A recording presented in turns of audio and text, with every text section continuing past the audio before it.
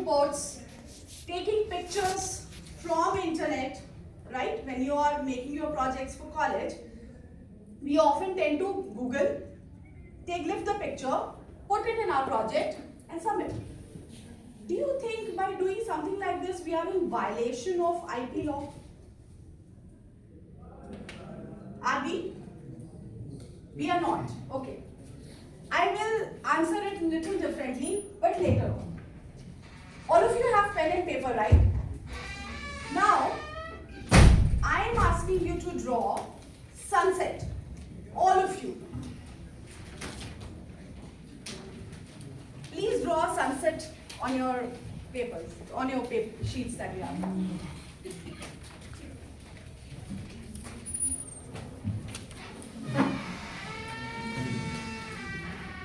Anyone needs help with a pen or something?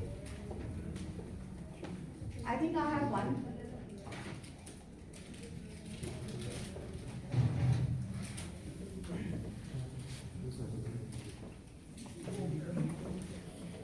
Need a pen?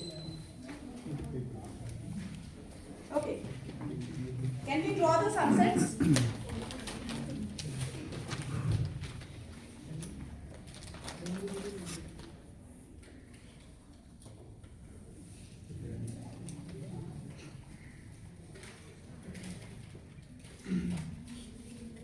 Can we see them? Anybody would like to show what they have drawn? Okay.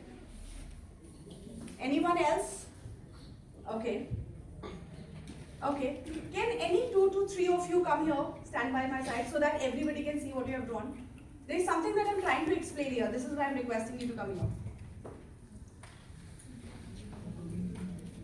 Okay.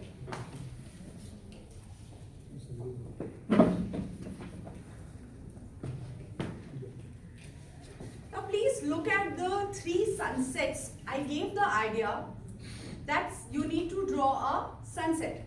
Now 3 different people have drawn the sunset differently. That means the same idea had different expressions. And each of these expressions gets protected under copyright law. So each of them have a copyright on the expression of sunset that they have created. So this is where copyright law comes, where it protects your expressions, not the idea. Please have a seat. Similarly, if you would have ever noticed, our Bollywood movies mostly are love stories. So can anyone copyright the idea of love story?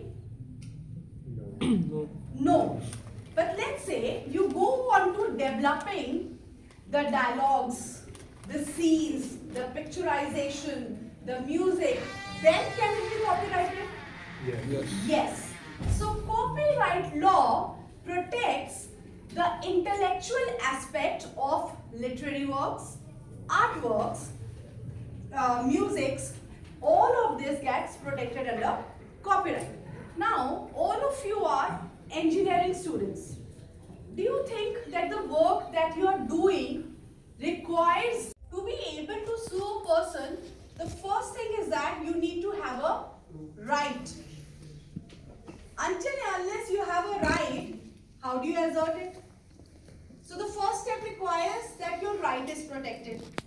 That right gets protected when you file your IP, when you protect your IP. So IP protection has multiple building blocks.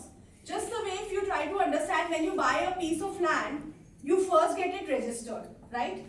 First layer of protection. Then get the mutation done. Second layer of protection. Then you get the boundary wall done. Third layer. Then you also add cameras. Fourth layer. Why do you think you're doing so much for a piece of land? To prevent encroachment? Yes. Similarly, there are layers of protection in IP as well.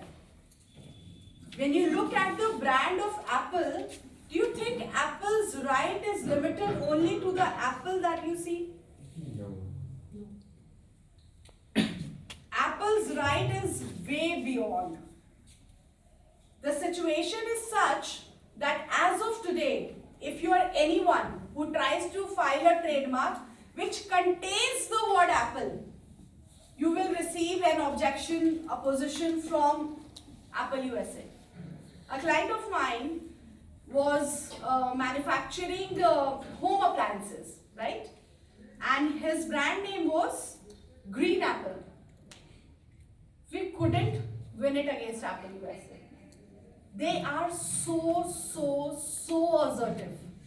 They will ensure that there is no one else who is using any brand name which is theirs or anything even similar to their brand name. Now there is one more very interesting fact about trademarks. When I say trademark doesn't protect the spelling. It protects the phonetics. How many of you understand the meaning of the term phonetics? What is phonetics? Let me do a small test. Okay, let's read it loud. What does it say? Luxor. What does it say? Luxor. What does it say? Luxor. The spellings are different, but the sound is the same. No matter what you write, you are going to pronounce it as Luxor. So, if the Luxor company has trademark over this word Luxor, now there are two aspects to it, I'll explain it to you. All these cannot be used. So you later on cannot come up with the idea that, ma'am, I want to manufacture a pen and I want to call it LAXARR. Can you please file the trademark for me? I can file your trademark. That's not a problem if you are willing to pay me. But will you be able to get it registered in your name? No. Will you have the monopoly rights in your name? No. No. And when we talk about our trademark, there are two things here. One is the word and other is the logo. Now what is a word and what is a logo?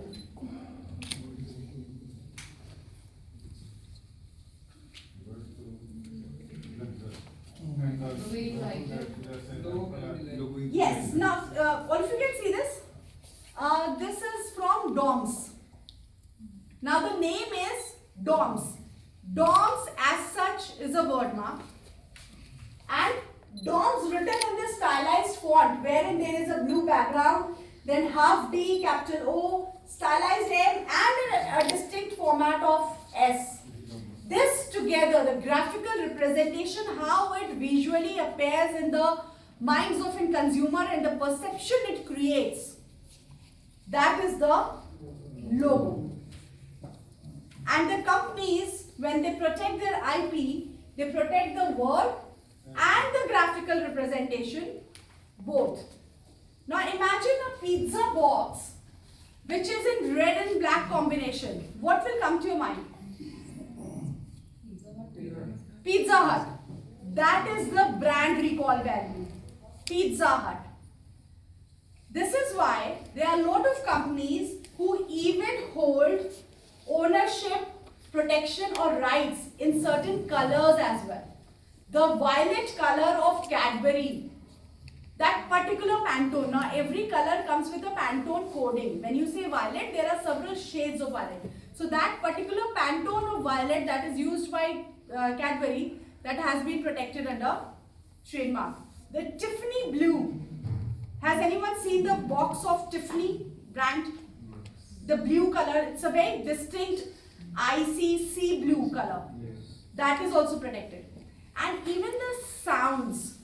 Britannia, when it came up with the commercials, it had a very distinct ting, ting, ting.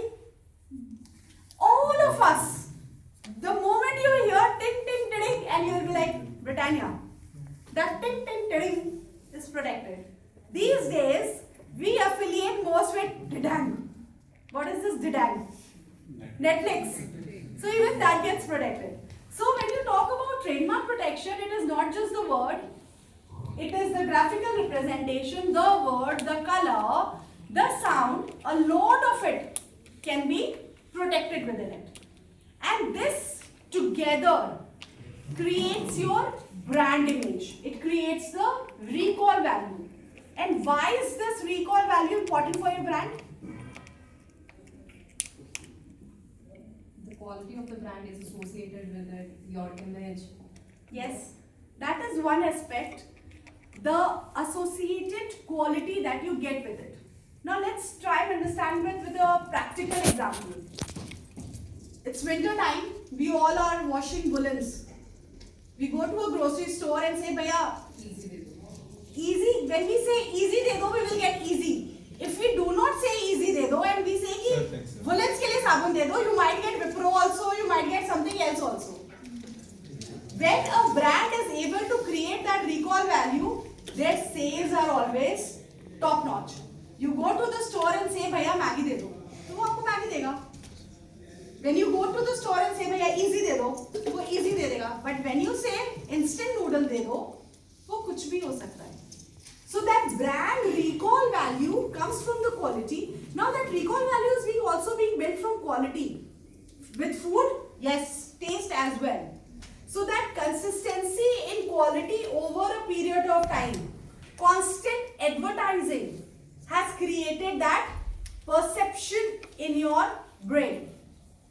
As of now, we can order food from Zomato and Swiggy both. But when we talk to each other in a common parlance and we want to say यार बाहर से खाना मंगाना है, भाई Zomato कर दे.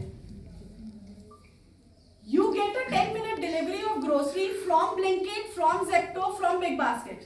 But what do you say? भाई Blinkit कर दे आ जाएगा. Even though you might end up ordering from Big Basket or Zepto because you might have a better deal or a better discount or free delivery, but what will you say from your mouth? You will say, "Bhai Blinkit kar de." You will not say, "Bhai Zepto kar de." That's the beauty of a brand. And